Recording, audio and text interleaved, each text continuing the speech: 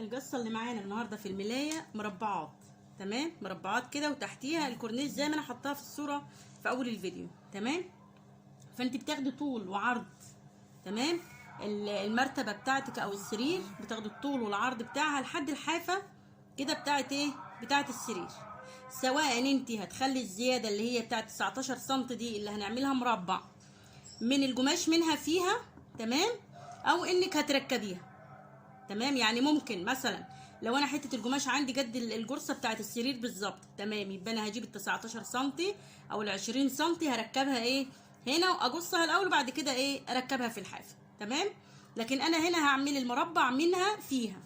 معلش ان انا طولت في الحته دي بس عشان ايه اوصل المعلومه. هطلع كده 19 سم. احنا هنا الملايه كويسه فانا هخليها كده ايه 16 سم بس. تمام، معلش المارك زغ مني. 19 سم. تمام، هنا خليتها اقصد اسفه 16 سم. تمام، في كده هنخليها 15 سم. تمام، يبقى انا القطعه دي كده تحدديها انت اللي دي هتبقى ايه. هعمل كده صح اللي هي هتكون موجوده. تمام، المربع التاني يعني مربع موجود والمربع اللي جده ايه هنفصله. تمام، يعني انا هاجي هنا كده ال15 دي يعتبر ايه هشيلها، يبقى ال15 دي هخليها موجوده والمربع التاني ال15 ده هسيبها. هخلي هنا مربع تاني هعمل كده عليها كده عشان ما انساش. تمام، وهنا 15 تاني. تمام، اللي هي ايه هسيبها. يبقى دي اول واحده هتخليها، تاني واحده هتقصيها، تالت واحده هتخليها. تمام كده مع بعض اهي. يبقى انا هاخد المربع ده، تمام، هشيله.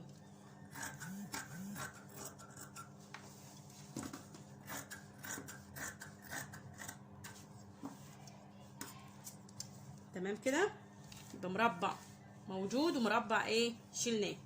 خلاص، هاجي هنا المسافه دي كبيره، يعني انا دلوقتي لو جيت قصيت دي المسافه هلاقيها كبيره اللي اتقصت.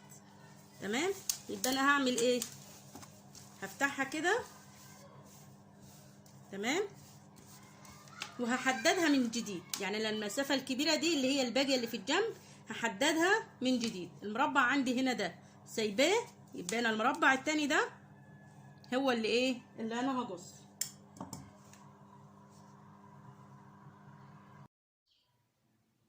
انا ركبت كل الجوبير كده. تمام،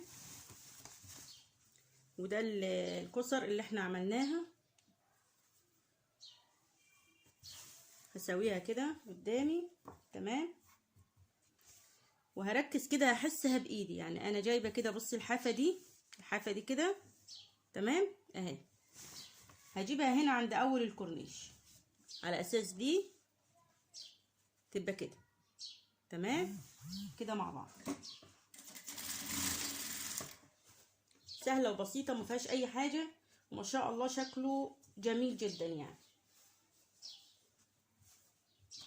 اهو كده اثبت دي مكانها الحافه دي. تمام، بتبقى على اول الكورنيش اهي.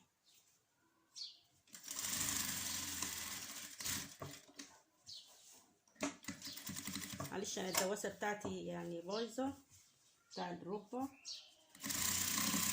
اهو كده على طول. تمام، بنزل دي كده وبمشي بنفس المستوى ده، بنفس المستوى بتاع ايه بتاع المربع اللي احنا قصينه. تمام،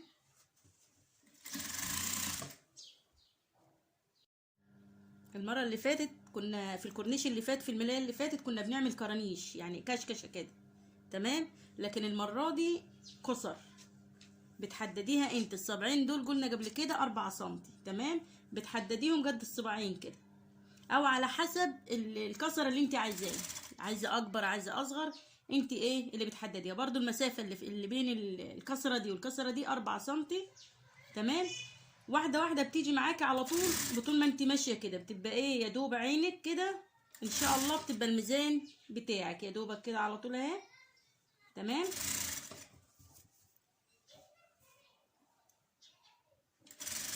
بتكون بالشكل ده.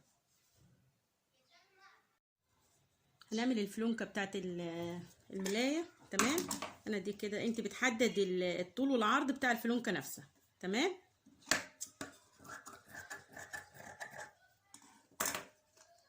هنقفلها كلها من جميع النواحي، من جميع الجهات كده.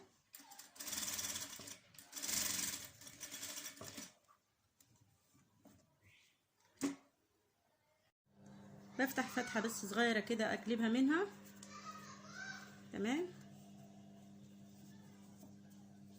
انا بحاول ان انا الفيديو ما يطولش ان شاء الله، بس تكون الاستفادة منه اكبر. تمام.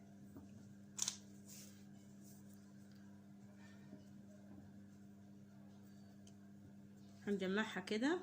تمام. نصين، خلاص نصين كده. طبعا احنا مجهزين البيه سواء ستان او انت من نفس القماش. تمام. وهعمل كده نصين بالظبط اهي. تمام. وده الطول اللي هننزله منها على حسب ما انت عايزه اهو. وهدوس عليها بس كده.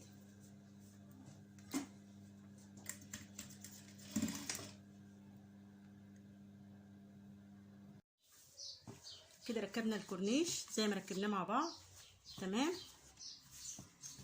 وهنركب الفلونكه هنا في القصه بتاعتنا دي مكانها كده كويس. همسك دي كده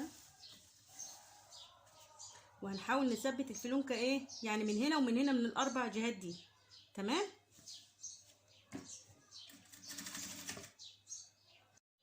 عشان تكون بالشكل ده. تمام. هكمل الفلونكات كلها اركبها واوريها لكم. المربع اللي احنا قصيناه من القماش بتاع الملايه نفسها. تمام. الخداديه فيها مربع جاي يعني جاي على هيئه مثلث كده في الجنب في الخداديه. تمام. فاحنا قصيناها كده وهنركبها مع بعض وهنحط معاها ايه، هنحط عليها برضو الجوبير ده.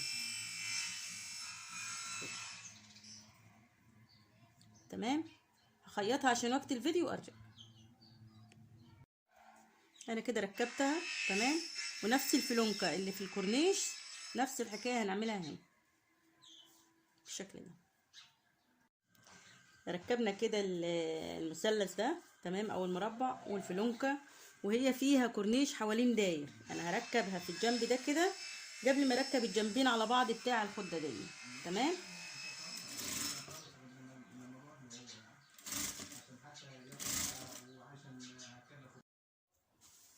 ده الشكل النهائي كده للخداديه بعد ما ركبنا الكرانيش.